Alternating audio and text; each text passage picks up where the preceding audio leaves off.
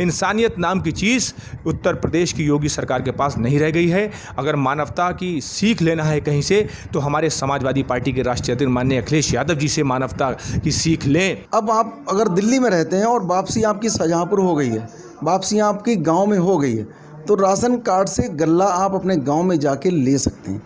नमस्कार, मैं हूं आकाश मिश्रा और आप देख रहे हैं द गली मोहल्ला शो। 20 लाख करोड़ के राहत पैकेज पर द गली मोहल्ला की टीम ने सबसे पहले आम जनता की राय को जाना, जिसमें अधिकतम लोगों का ये कहना था कि वित्त मंत्री ने राहत पैकेज के बारे में काफ़ी टेक्निकल लैंग्वेज का यूज किया। इसीलिए काफ़ी लोगों को यह समझ नहीं आया कि इस राहत पैकेज से उन्हें किस तरीके की राहत मिलने वाली है। इसीलिए आज हमारी टीम सत्ता पक्ष, विपक्ष और कुछ बुद्धिजीवियों से मिलकर आसान भाषा में इस राहत पैकेज के बारे में समझने की कोशिश करेगी।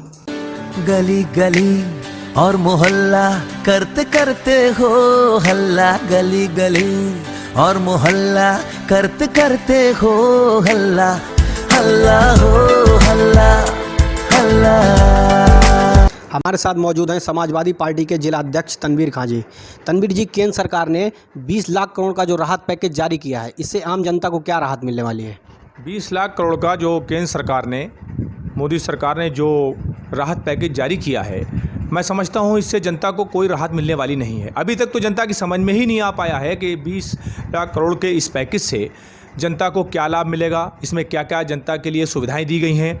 अभी हाल ही में 3-4 दिन लगातार वित्त मंत्री, केंद्र सरकार की वित्त मंत्री ने लगातार समझाने की कोशिश करी है जनता को कि इस पैकेज से क्या क्या लाभ पहुंचेंगे जनता को, लेकिन अभी तक जनता को लाभ के बारे में नहीं मालूम हो पाया है कि हमको क्या क्या लाभ पहुंचेंगे। मैं यही समझता हूं कि जनता से अब तक सरकार ने जितने भी, चाहे यूपी की सरकार हो, योगी सरकार हो, चाहे मोदी सरकार हो, अब तक जितने भी वादे जनता से किए वो सारे दावे, सारे वादे खोखले साबित हुए हैं। मैं धन्यवाद देता हूं अपने समाजवादी पार्टी के राष्ट्रीय अध्यक्ष माननीय अखिलेश यादव जी को कि उन्होंने, आज समाजवादी पार्टी विपक्ष में है, लेकिन विपक्ष में रहकर भी अहम भूमिका निभाने का काम समाजवादी पार्टी और समाजवादी लोग पूरे प्रदेश में कर रहे हैं। हमारे राष्ट्रीय अध्यक्ष जी ने अभी हाल ही में देखा कि प्रवासी मजदूर जो अपने घरों के लिए निकले पैदल दूसरे प्रदेशों से गोरखपुर जा रहे थे, औरैया ज़िले में जो हाल ही में भी एक्सीडेंट हुआ, 26 लोगों की मौतें हुई, 35 लोग लगभग घायल हो गए। हमारे राष्ट्रीय अध्यक्ष जी ने एक मानवता के नाते उन्होंने एक बहुत अच्छी पहल करी, 1-1 लाख रुपए मरने वालों के परिवारों को देने का काम किया। और अभी आज ही पता चला कि सूटकेस में बच्चा रख कर ले जा रहे थे, उसके परिवार वाले सूटकेस में रख कर ले, उसको, उनके परिवार वालों को भी 1 लाख रुपए देने का काम माननीय अखिलेश यादव जी ने किया। वो बधाई के पात्र हैं। तो ऐसे में आप देख रहे हैं कि प्रवासी मजदूर पैदल चले आ रहे हैं, न जाने कितने मजदूरों की मौतें हो गई पैदल चलने में, एक्सीडेंट से ख़त्म हो रहे हैं, कोई थक कर, कोई बीमारी से रास्ते में ख़त्म हो रहे हैं, कोई घायल हो रहे हैं। ऐसे हालात में सरकार ने कोई भी अहम भूमिका मजदूरों के लिए नहीं निभाई, कोई व्यवस्थाएं नहीं करी, उनके खाने पीने का इंतज़ाम नहीं किया, भूखे मर रहे हैं, भूख से मौतें हो रही हैं। लेकिन सरकार को इस बात की बिल्कुल परवाह नहीं है। इंसानियत नाम की चीज़ उत्तर प्रदेश की योगी सरकार के पास नहीं रह गई है। अगर मानवता की सीख लेना है कहीं से तो हमारे समाजवादी पार्टी के राष्ट्रीय अध्यक्ष माननीय अखिलेश यादव जी से मानवता की सीख लें, तब पता चलेगा कि सरकार कैसे चलाते हैं। सरकार हमारे राष्ट्रीय अध्यक्ष जी ने 5 साल चलाई है। हर गरीब, मजदूर, बेसहारा लोगों की मदद करने का काम हमेशा से सरकार में रहकर भी किया और आज विपक्ष में रहकर भी वो कर रहे हैं। तो मैं समझता हूं कि जो हालात पैदा सरकार ने कर दिए हैं, ये बहुत दिनों तक सुधरने वाले नहीं हैं। देश और प्रदेश दोनों के हालात बहुत ज़्यादा ख़राब हो चुके हैं। तो ऐसे हालात में मैं यही कहना चाहता हूं कि उनकी व्यवस्थाएँ अच्छी की जाएँ, उनको मानवता के नाते मज़दूरों की पूरी भरपूर मदद की जाए। और जो लॉकडाउन में जितनी परेशानियां, लोगों के रोज़गार चले गए हैं, सरकार की जिम्मेदारी है कि उनके रोज़गार का इंतज़ाम करें, उनके परिवार का, ताकि मज़दूरों के जो आ रहे हैं प्रवासी मज़दूर, इसके अलावा तमाम ऐसे ठेले वाले और पान के खोखे वाले, फड़ लगाने वाले, तमाम गरीब मध्यम वर्ग के लोग जिनकी रोज़ी रोटी चली गई है, उनकी रोज़ी रोटी का इंतज़ाम करना ये सरकार की जिम्मेदारी है। उसको करना चाहिए कि लॉकडाउन से बहुत भारी नुकसान हुआ है, गरीबों का बहुत बड़ा नुकसान हुआ है। ये जो राहत पैकेज है, इसमें ये एक तरह की जो ऑपरेटिंग कॉस्ट होती है, किसी को घर को चलाने के लिए जो आवश्यकताएं होती हैं उसकी पूर्ति के लिए है। इससे कोई प्रत्यक्ष लाभ किसी जनता को होगा या सीधे सीधे होगा या ऐसी कुछ अपेक्षा को जनता कर रही है, तो वो तो शायद मुझे इसकी पूर्ति होते नहीं दिख रही है। या आप इसको इस तरह से मानिए कि अगर किसी को घर को चलाने के लिए या किसी व्यवस्था को चलाने के लिए 1 लाख रुपये महीने की आवश्यकता हो और उसको आपको चलाने के लिए 6 महीने के लिए की आवश्यकता हो, तो 6 लाख रुपये कोई आपको दे दे, तो उससे आपकी व्यवस्था वो चलती रहेगी ताकि उसमें कोई ब्रेक ना लगे। और उसके बाद उस व्यवस्था जुड़े लोग अगर ये समझें कि उनके खाते में क्या आएगा या प्रत्यक्ष क्या मिलेगा, ऐसा तो जो मेरे समझ में अभी भी नहीं आ रहा कि शायद कोई इसका प्रत्यक्ष लाभ तो नहीं दिखेगा। शायद जो व्यवस्था चल रही है उसको चलाने के लिए ही ये पैकेज ज़्यादा दिखाई दे रहा है। लॉकडाउन को आप किस नज़रिए से देखते हैं? देखिए, लॉकडाउन में जो अब चौथा लॉकडाउन का चरण शुरू हो गया है, इस चौथे लॉकडाउन के चरण के बाद ये ऐसा तो लगता है कि कहीं ना कहीं कुछ गलतियां हैं या कुछ कैलकुलेशन में कमी रही हैं। जैसे 25 मार्च को पहले लॉकडाउन हुआ, उसके बाद जनता ने अपने प्रधानमंत्री की बात को माना और सब लोग घर पे 21 दिन के लिए घर पे रुक गए।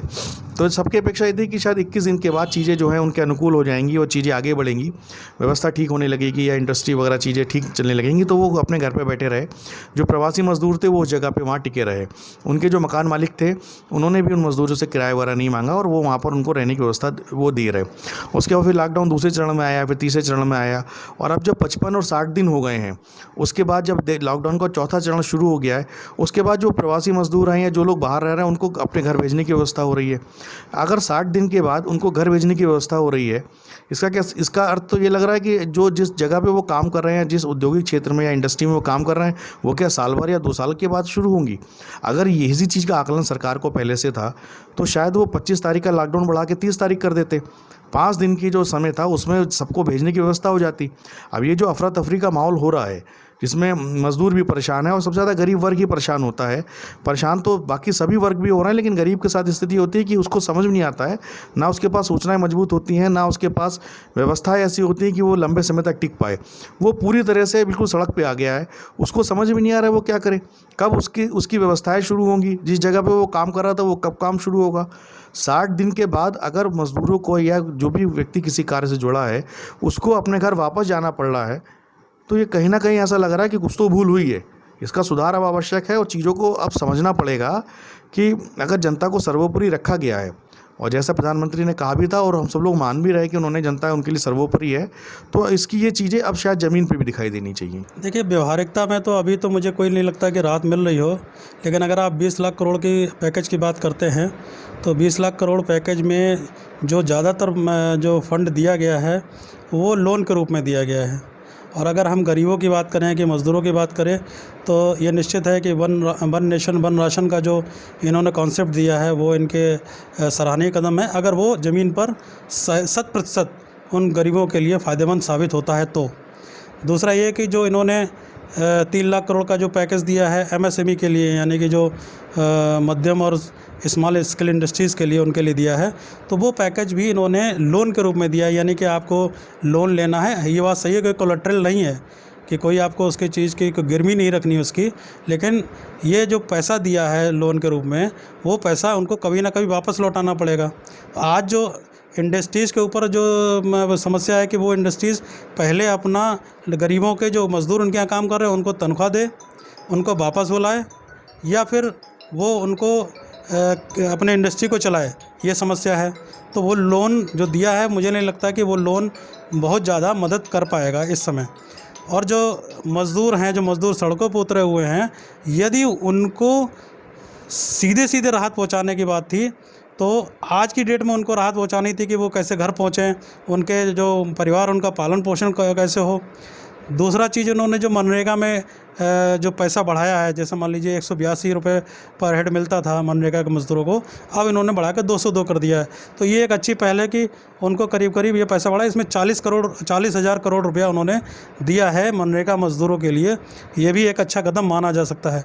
लेकिन मैं एक टोटल उसमें कहूँ कि 20 लाख करोड़ रुपये में 8 लाख करोड़ की तो लिक्विडिटी पहले से थी।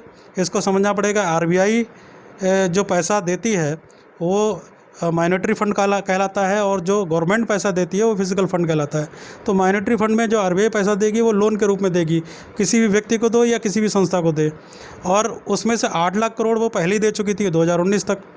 उसके बाद 3 लाख करोड़ रुपए और आप जोड़ दीजिए जो MSME के लिए दिए गया, उसमें से भी पहले कुछ पैसा दिया गया वो उसमें जोड़ दिया जाएगा। तो कुल मिलाकर जितना पैसा लोन में दिया जाएगा वो गवर्नमेंट को ब्याज सहित वापस मिलने वाला है, यानी कि करीब करीब 75% पैसा गवर्नमेंट को ब्याज सहित वापस मिल जाएगा। तो इसमें गवर्नमेंट का, मैं ये कहूँगा, जो मदद की जा रही है लोन के रूप में वो पैसा गवर्नमेंट को वापस मिलने वाला है। तो ये एक तरीके से, ये मैं कहूँगा, गवर्नमेंट का व्यापार ज़्यादा हो गया, बैंकों का व्यापार मान लीजिए वो व्यापार ज़्यादा हो गया। अगर गवर्नमेंट डायरेक्ट देती तो उसको हम जैसे आप जर्मनी ने दिया, जैसे अमेरिका ने दिया, अन्य देशों ने दिया, तो उसको हम फिजिकल फंड कहेंगे जो पब्लिक को डायरेक्ट पहुँचे, डायरेक्ट फ़ायदा पहुँचे। तो मेरी इस गवर्नमेंट को एक राय भी है कि अगर इस समय जो मज़दूर हैं, गरीब हैं, उनके अकाउंट में सीधे सीधे पैसा डाला जाए। इस समय जो 6,000 रुपये दिया जा रहा था उसको थोड़ा किसानों को दिया जा रहा है, उसको बढ़ा दिया जाए। और जो मज़दूर हैं, चाहे वो रजिस्टर्ड हों चाहे अनरजिस्टर्ड हों, उनको भी सीधे सीधे अकाउंट में पैसा दिया जाए, तो शायद वो इस समय अपने बच्चों के, अपने परिवार का पालन पोषण करने में सक्षम हो पाएंगे। और जहाँ वो जाना चाहते हैं उनकी व्यवस्था की जाए, तो शायद ये जो संघर्ष आपको सड़कों पे देखने को मिल रहा है ये घटेगा, वरना ये बढ़ता ही चला जाएगा। ये मुझसे बेहतर आप लोग भी जान सकते हैं और पूरा देश ही जान रहा होगा कि कथनी और करनी में बहुत फ़र्क हुआ करता है। जिनकी करनी और कथनी साथ हो, उनको मन का काम करने में ही सब व्यक्त हो जाता है, मन की बात करने की ज़रूरत नहीं पड़ती। ये पैकेज हो सकता है उन्होंने कहा है, लेकिन वो जो बोलते हैं उसका मतलब उल्टा ही होता है। जैसे कि उन्होंने कोरोना को बोला अवसर, लोगों के लिए आपदा है, विपत्ति है, लेकिन उनके लिए अवसर है। तो हो सकता है ये उसी तरीके इसका पैकेज हो जो कोरोना फंड में ये लेने के लिए हो सकता है उन्होंने इस बात को कहा हो, बजाय इसके कि वो पब्लिक को देने के लिए चाहते हों। क्योंकि वो बोलते कुछ हैं, उसका मतलब कुछ और ही होता है।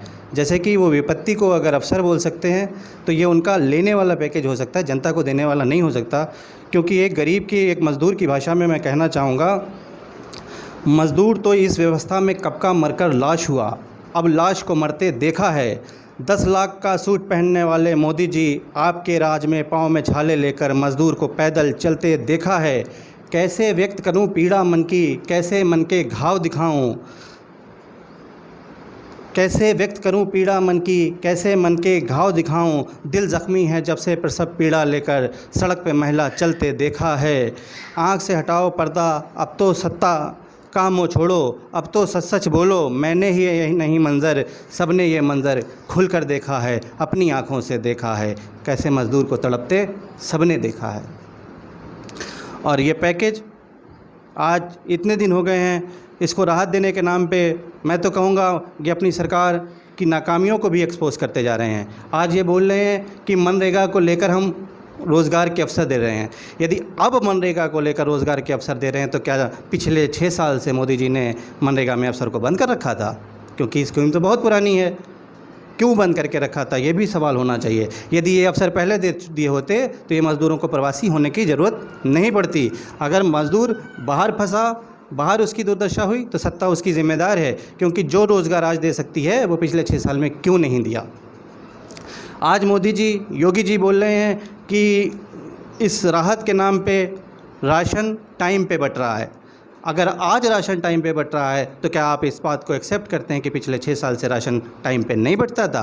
तो इस व्यवस्था को, भ्रष्ट व्यवस्था के जिम्मेदार कौन है? अब तो जवाब देना पड़ेगा। अब तो आपने खुद स्वीकार किया कि पिछले 6 साल ना तो हमने मनरेगा दिया है, ना तो टाइम पे हमने राशन दिया है। कोई भी चीज़ अगर टाइम पे दी हो तो आप बता सकते हैं।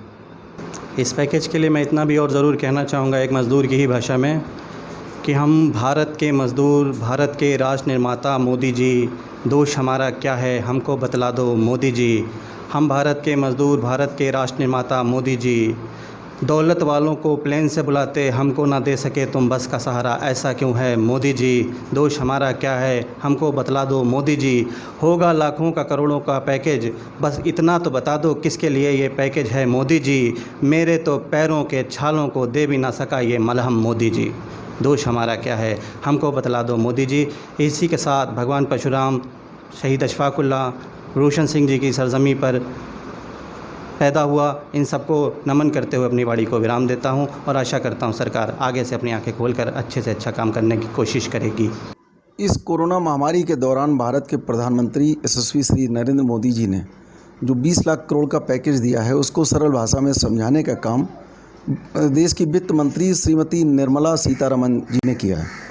उन्होंने एक कहा है कि जो लोग खोखा, पटरी और छोटे छोटे दुकानदार थे, उनके लिए एक ऑप्शन रखा गया था बीच में, इस महामारी से पहले, कि आप अपना रजिस्ट्रेशन नगर निगम में, नगर पालिका में, ग्राम पंचायत में, जहाँ भी हो ब्लॉक में कराने का प्रयास करें।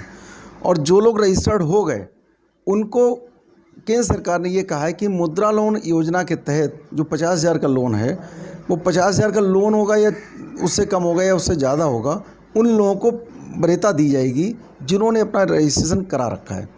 अब किसी ने कोई ठेला लगाता है, उसने अपना रजिस्ट्रेशन नहीं करवाया है और वो कल को बैंक में जाएगा कि मेरे साहब लोन दे दो, मुद्रा लोन योजना, तो वो बैंक मैनेजर कहेंगे आप खोखा कहाँ लगाते थे, ठेला कहाँ लगाते थे।